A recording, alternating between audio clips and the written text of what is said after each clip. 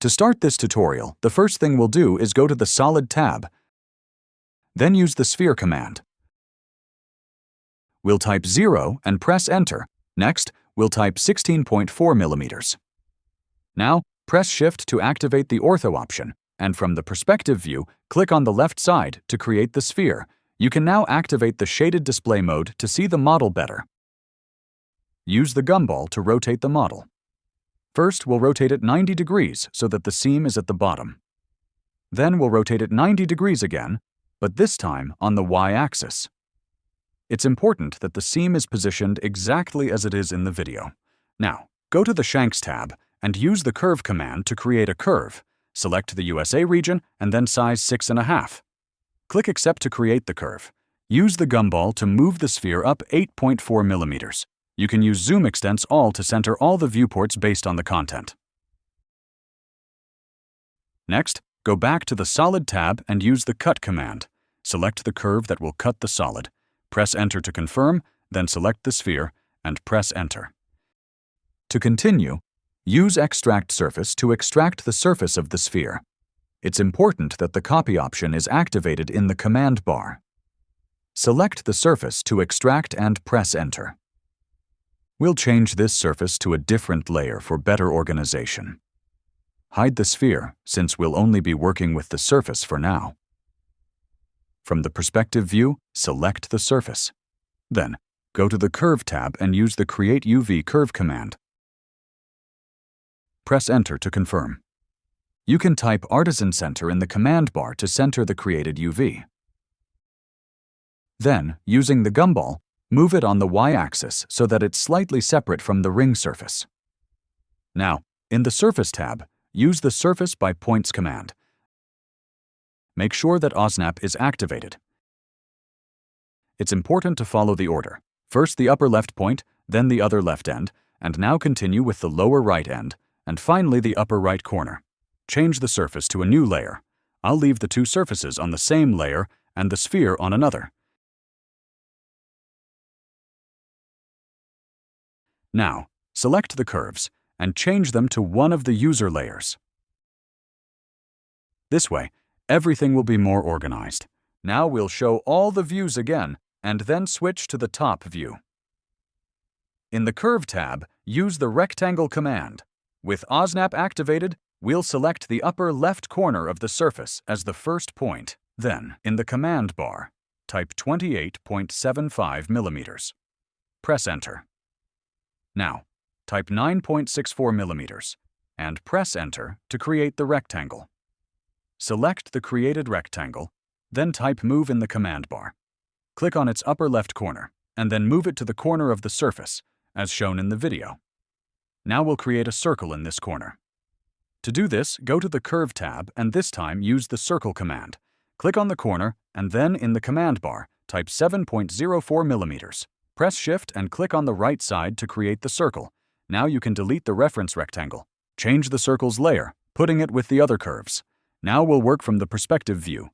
Now we want to flow the created circle onto the sphere to start creating the reference curves of the model.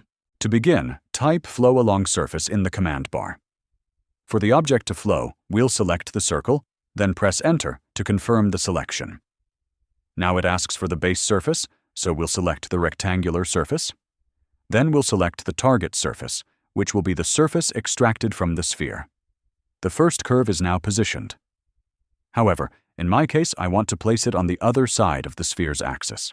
Select the curve and type Mirror in the command bar. I'll type 0 and press Enter to set the center as the axis. Then, by pressing Shift to activate Ortho, we'll click on the top, as shown in the video. This way, we'll create the curve on the side we want and can delete the previous curve. Select everything that is not part of the ring and move it to an object layer, then hide it to clean up the viewport. To create the rest of the curves, from the Curve tab, we'll use the Offset curve on Surface command. Select the curve on the spherical surface. Then click on the surface. Make sure the arrows are pointing to the outside of the curve. Then, type 2 millimeters in the command bar and press Enter. Use the command again, select the created curve, and this time, type 0.6 millimeters. Press Enter. We'll do this until we cover the entire sphere. For this last one, we'll create an offset of 2 millimeters, then 0.6 millimeters. As a helpful tip, you can right-click to quickly rerun the last command you used. And once again, 2 millimeters. After that, do one of 0.6 millimeters. To continue, we'll need to trim the excess parts of the curves that protrude from the surface. To do this, select the last curve and then the surface. In the upper left part, use the Trim command. Now, click on the part that protrudes from the surface. Once we have the curve trimmed, we can continue creating the curves, this time at 2 millimeters. Since we trimmed the excess, the following curves fit perfectly onto the surface. We'll create another one at 0.6 millimeters. Create another one at 2 millimeters. Another one at 0.6 millimeters. Then another at 2 millimeters. And a final one at 0.6 millimeters. To continue, type cell CRV in the command bar to select all the visible curves. Then, by pressing Ctrl, click on the ring size curve to deselect it. Now you can change their layer to have them more organized. We have almost all the curves we need for our model. We just need to create another offset.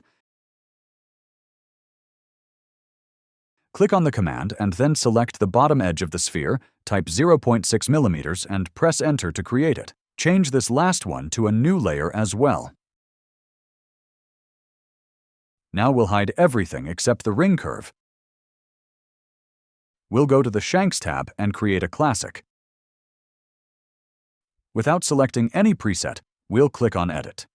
The first thing we'll do is change the profile, click Edit, and in the Asset Selector window, modify the profile so that it looks like the one in the video. When you have it, click Accept. We'll adjust some parameters. We'll leave the width at 5.6 millimeters. We'll change the type to Solid. Then, switch to the Lower Profile tab, activate it, and verify that the profile has the same shape as the top one. Next, adjust the parameters. Change the width to 3.5 millimeters and the height to 1.8 millimeters. Also, change the type to Solid. In the Advanced Options within the Shank tab, change the opening option to Cutting. Then, we'll leave the cutting length at 13.6 millimeters. Now our shank is ready. Simply click Accept.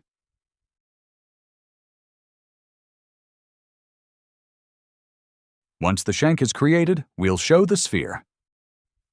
Go to the Solid tab and select both the sphere and the shank. Use the Boolean union command to join the two pieces. Now, select the group and go to the Sub-D tab. Use the Quad Remesh command.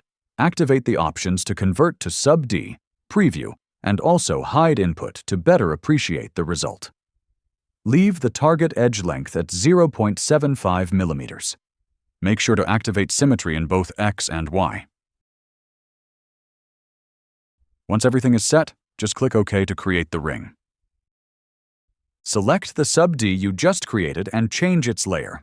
Then, hide the rest. Now we'll soften some parts. Observe the video and select the edge that is shown.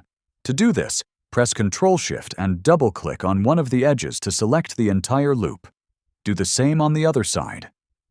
Then, delete that loop by pressing Delete. To continue, we'll show the surface and hide the ring. Then show the curves. In the command bar, type split face and press Enter. Select the surface, press Enter, click on the Select Curves option. And now select all the curves as cutting lines.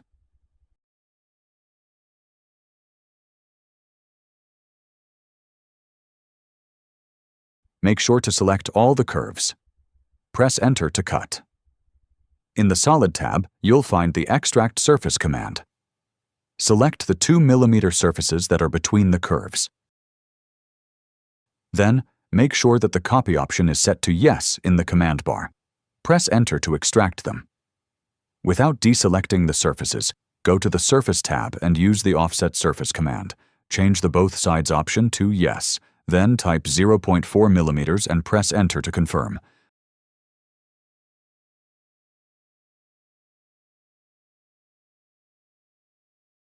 We'll hide everything we don't need, leaving only the ring and the solids we have created.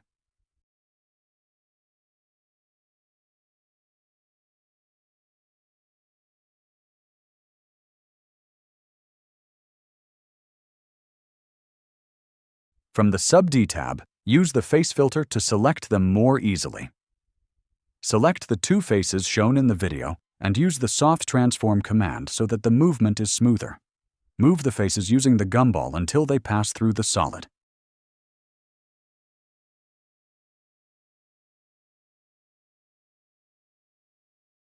Then, do the same on the other side.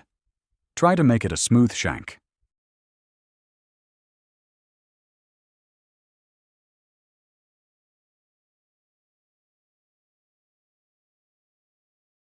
Adjust the faces as needed so that the shank looks how you want it.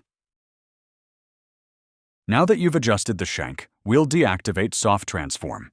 To do this, press the Soft Transform command again with nothing selected to deactivate it, changing Enable to No in the command bar. Also, deactivate the selection filters by clicking on Selection Filter None. Now, select the two solids that are below the shank. Go to the Solid tab and use the Boolean difference command. It's important that the Delete Cutters option is set to No, otherwise we'll delete the shank.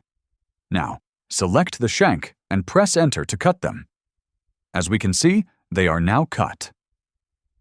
Now, extract the surface from the two solids we just cut using Extract Surface.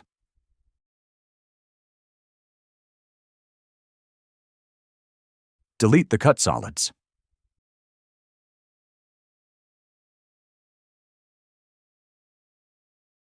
Now select the extracted surfaces. In the Surface tab, use the Offset Surface command. If the arrows point outwards, click on Flip. Also, make sure to change the Both Sides option to No, type 0.8 mm and press Enter. Now we have the solids perfectly created for our model.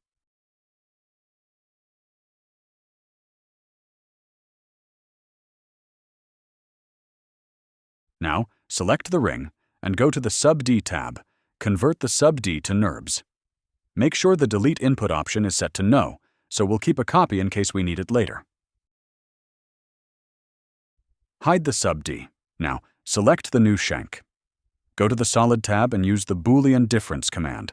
Then, select the solids and press Enter.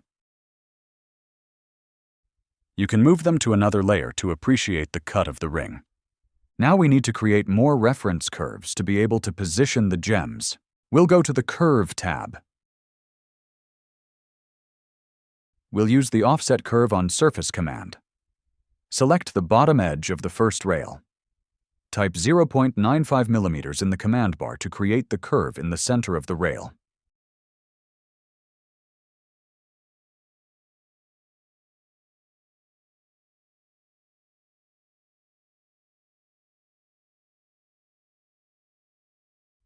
Do the same with all the rails. Take your time. All the offsets should be at 0.95 mm.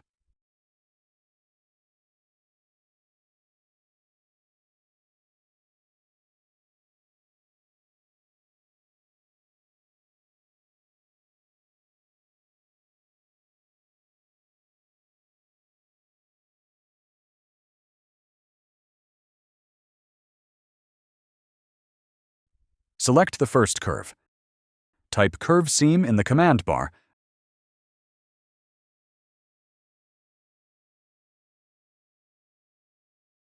Adjust it to the top end.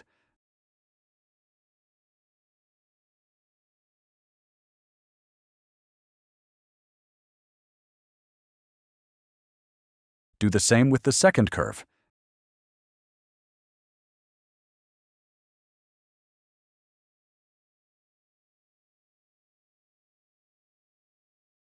To continue, go to the Diamonds tab.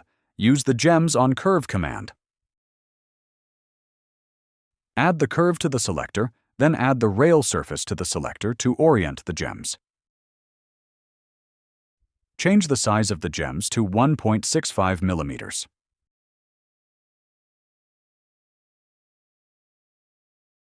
Now, go to the Prongs tab, change the diameter to 0.65 millimeters. We'll leave the distance between prongs at 1 millimeter. Height over girdle will be 0.10 millimeters. Height under girdle will be 0.3 millimeters. The extension for manufacturing will be 0.3 millimeters. Once the parameters are adjusted, activate the prongs. Go to the Cutters tab and activate them. Once you have everything, just accept the command to create the gems, prongs, and cutters. Now we'll do the same with the following curves, using the same measurements.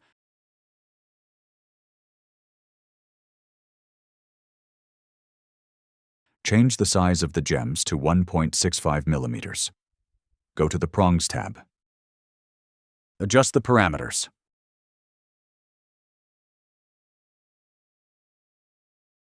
Once everything is ready, simply accept the command.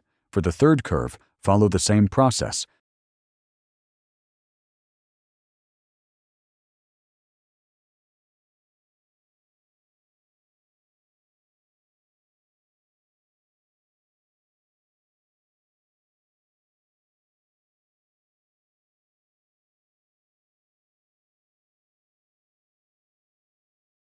But this time, adjust the beginning and end of the gems so that they don't protrude from the rail.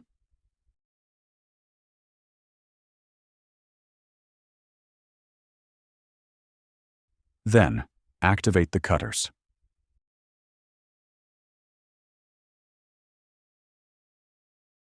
Now, for the empty space that needs to be filled, use the Pave command. Add the ring to the selection, then adjust the size of the gems. A first one of 1.40,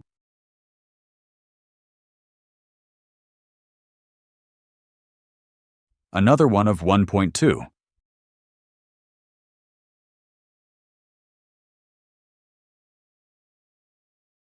another of 1.2, and finally one of 1.35 millimeters. Adjust them as you like.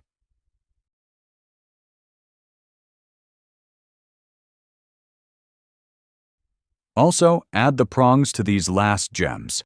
The diameter should be 0.55, the overgirdle 0.10, the undergirdle 0.3, and the extension for manufacturing 0.3 millimeters.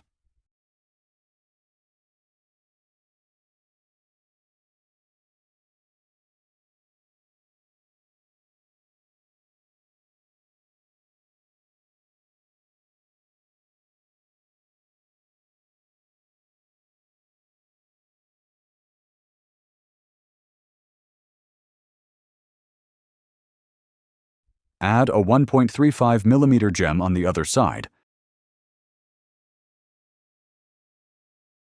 Then add the prongs.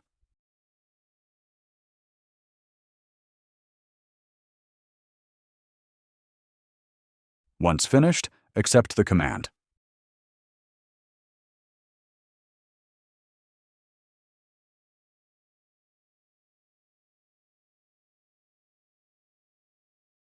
We will follow the same procedure with the other curves, using the gems on curve command to create the gems. Change the size of the gems to 1.65 millimeters. Adjust the beginning and end of the gems until they do not protrude from the rail. Add the prongs.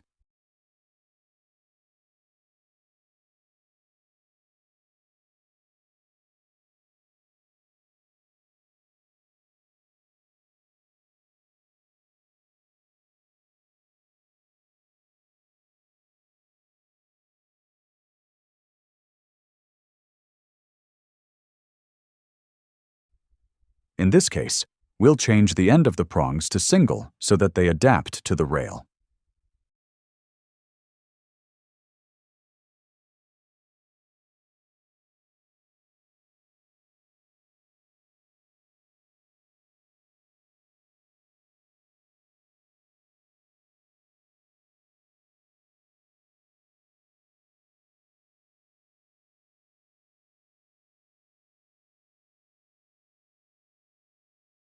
If you accepted the command without adding the cutters, you can edit it again and adjust everything you need.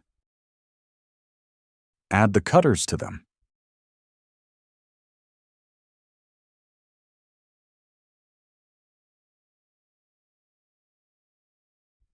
Keep adding gems. Try to adjust each rail.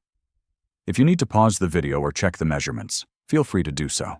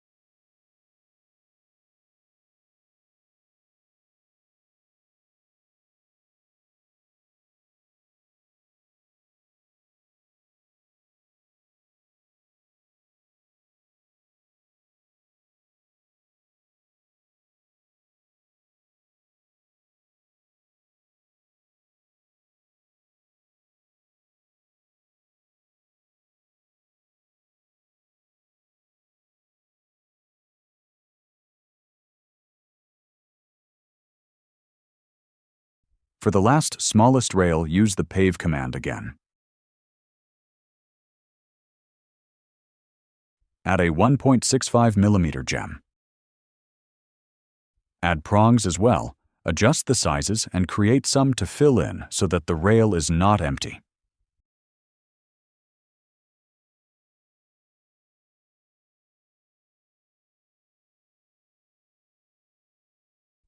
In my case, I will add 3 prongs with a diameter of 0.65 millimeters and 3 others of 0.5 millimeters.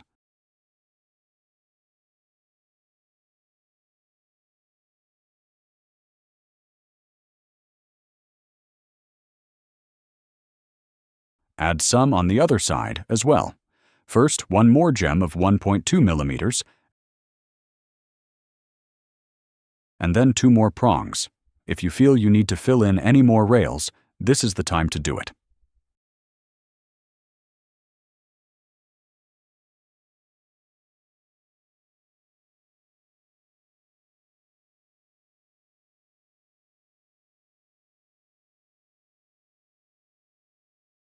Then simply accept the command to confirm. As we can see, we are missing some cutters. Use the cutter command from the Diamonds tab. Select the gems, then type ungroup in the command bar to ungroup them. Select the gems that do not have cutters,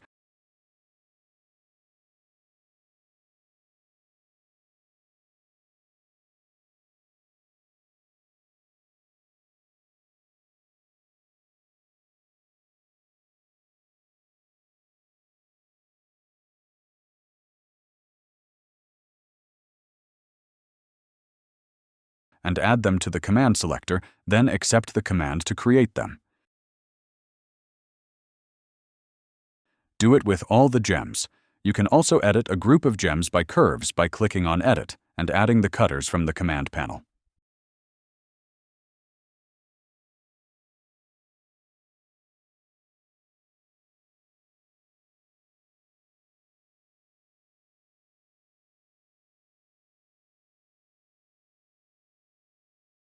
Now, I'm going to select the whole model and, by pressing Alt, drag one of the gumball arrows to create a copy, which I'll change its layer and hide it. I'll hide it by typing Hide in the command bar. This will be my copy in case I need it later. Go to the Solid tab and use the Sphere command. Type 0 and press Enter to set the center. Then, type 14.20 millimeters. Press Shift and click to the right to create the sphere. Then, use the gumball to move it up 8.40 millimeters. Select the shank and then use the Boolean difference command. Now, select the sphere and press Enter. Now, you have the ring hollowed out. This way, it will weigh much less. If you need to, you can go to the Analyze tab and use the Thickness command to analyze the shank and know how thick it is in each part.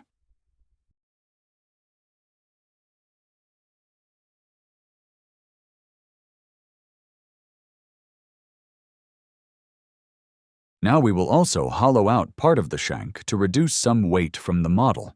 Go to the Shank tab and create another classic. Select the first preset. Edit it. Change the size to USA 5. We'll also edit the width to 2 millimeters. Now, select this last classic and go to the Transform tab. Use the Cage Edit command. We'll change the option to Bounding Box.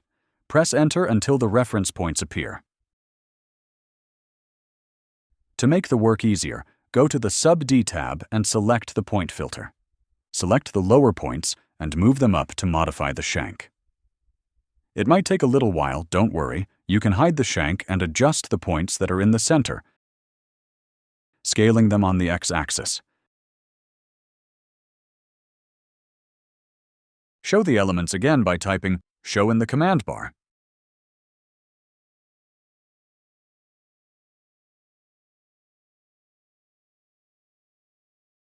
Then hide the ones you don't need. Now we will also display the cutters we have in the object layer and hide all the other elements in this layer.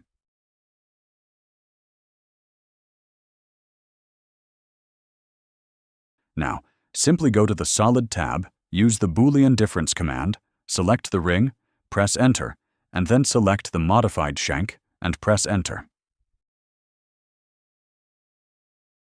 And there you go. We have also hollowed out the shank of our ring.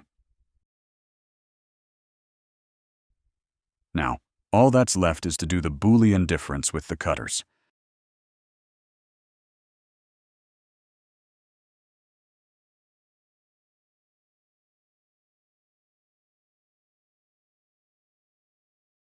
Now yes, our model is completely finished. We'll leave a reference render, but don't hesitate to send us your results.